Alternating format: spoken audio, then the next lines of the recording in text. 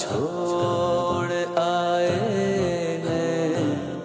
اسلامی تاریخ میں آج ہم ذکر کریں گے ایک لفظ آپ نے سنا ہوگا، یاجوج ماجوج۔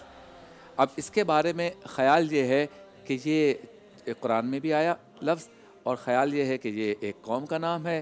خیال یہ ہے کہ اس قوم میں جو باشندے ہوں گے، لوگ ہوں گے، ان کے قد چھوٹے ہوں گے۔ خیال یہ ہے، بتایا یہ جاتا ہے کہ ان کی ناک جو ہے نا وہ چپٹی ہوگی، جیسے ہمارے یہاں چائنیز ٹائپ کے لوگ ہوتے ہیں۔ اب یہ ساری باتیں تو کی جا رہی ہیں، اس میں حقائق کیا ہیں، پھر وہ کیا بنا رہے ہیں، کوئی دیوار بنا رہے ہیں، کوئی کہتا ہے اچھا۔ پھر ہمارے ہاں مذاق بھی اڑایا جاتا ہے، یعنی مذاق میں کہا جاتا ہے یہ تو قوم جو ہے نا ہماری، یہ یاجوج ماجوج کی قوم ہے۔ یا بندہ دیکھتا ہے نا کوئی بچے دو چار پانچ بچے آپس میں لڑ رہے ہیں تو کہہ دیتے ہیں کہ بھائی یہ بچے لڑ رہے ہیں، اے شرارت نہ کر، یاجوج ماجوج کی قوم۔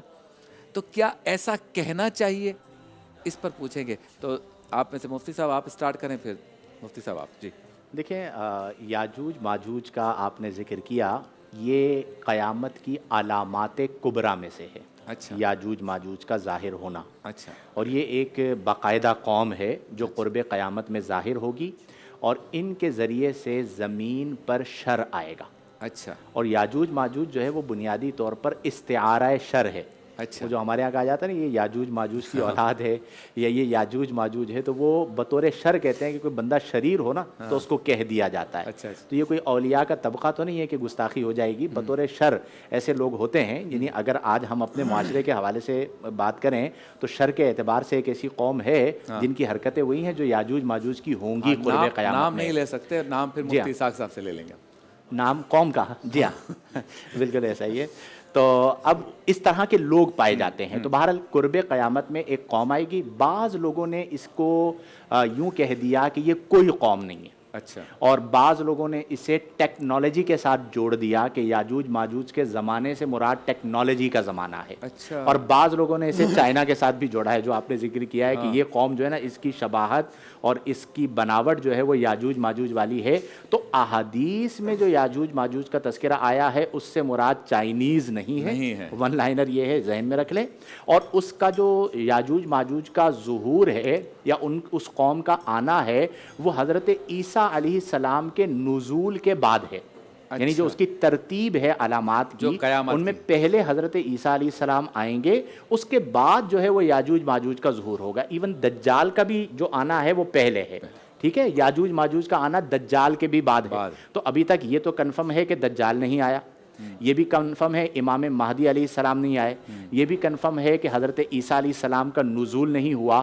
تو یہ علامات ظاہر ہو چکیں گی، پھر اس کے بعد یاجوج ماجوج کا آنا ہے۔ البتہ کسی کو شرارت کی وجہ سے کہہ دیا جائے کہ یہ یاجوج ماجوج ہے یا یہ یاجوج ماجوج کی اولاد ہے، تو اولاد تو نہیں کہنا چاہیے، لیکن اگر کسی کو استعارہ شریر کے طور پر یاجوج ماجوج کہہ دیا اس کی حرکتوں کی وجہ سے تو اس کے اوپر کوئی حکم نہیں لگے گا۔ جی مفتی غلام دستگیر صاحب کچھ کہنا چاہ رہے ہیں؟ جی، علامہ آلوسی رحمۃ اللہ علیہ نے تفسیر روح المعانی میں لکھا ہے، ہاں فرمایا کہ یہ دو قبیلوں کے نام ہیں، اچھا دو قبیلوں کے۔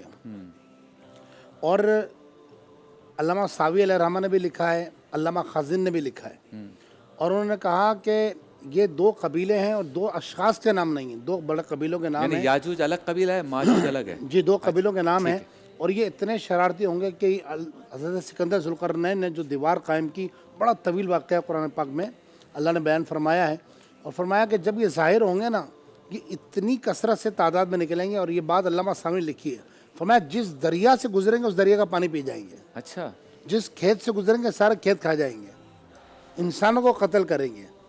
تبھی تو ان کو شرارت کی طرف ان کو کہا جاتا ہے کہ یاجوج ماجوج کی شرارتیں۔ اور پھر یہ حضرت عیسیٰ علیہ السلام سے مفتی صاحب نے ذکر کیا نزول ہو چکا ہوگا، اور عیسیٰ علیہ السلام کو اللہ کی طرف سے حکم ہوگا کہ آپ ایمان والوں کو پہاڑ پہ لے کے چلے جائیں، اچھا سارے مومنوں کو آپ پہاڑ پہ لے کے چلے جائیں گے، اور پھر یہ لوگوں کو قتل عام شروع کریں گے۔ اچھا یہ جی بالکل، یہ تفاسیر میں جو میں بات کر رہا ہوں یہ سب تفاسیر میں علماء نے تفصیل سے لکھا ہے۔ پھر اس کے بعد یہ کہیں گے کہ چونکہ اس وقت روئے زمین پر یا جس خطے میں جس علاقے میں یہ ہوں گے انسان مومن جو ہوں گے صاحب ایمان، وہ عیسیٰ علیہ السلام کے ساتھ پہاڑ پہ جا چکے ہوں گے، اچھا تو پھر یہ کہیں گے کہ ہم نے سارے انسانوں کو مار دیا ہے، اب چلو آسمان والوں کو مارتے ہیں۔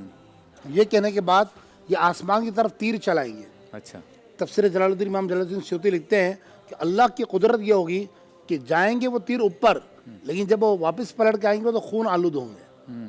اچھا خون کس کا ہوگا یہ علماء نے لکھا. اچھا پھر اس کے بعد اللہ تبارک و تعالیٰ ان کے حلق میں کیڑے پیدا فرما دے گا اور یہ سب مر جائیں گے. اچھا اس کے بعد اللہ تبارک و تعالیٰ ایک بڑے بڑے پرندے بھیجے گا. یہ قرب قیامت کی نشانیوں میں سے ہے، اور یہ احادیث طیبہ اور مفسرین نے جو لکھا ہے میں اس کے حوالے سے بات کر رہا ہوں. بہت پھر یہ فرشتے اور یہ پنجوں سے اٹھائیں گے جانور اور انہیں سمندر میں پھینک دیں گے. پھر اللہ تبارک و تعالیٰ ایک زوردار بارش برسائے گا اور فرمایا زمین اپنے خزانے اگل دے گی. اچھا اور فرمایا نہر فرات، حدیث پاک میں آتا ہے نہر فرات کے قریب ایک بہت سارا سونا پڑا ہوگا اور اس کو کوئی اٹھانے والا نہیں ہوگا.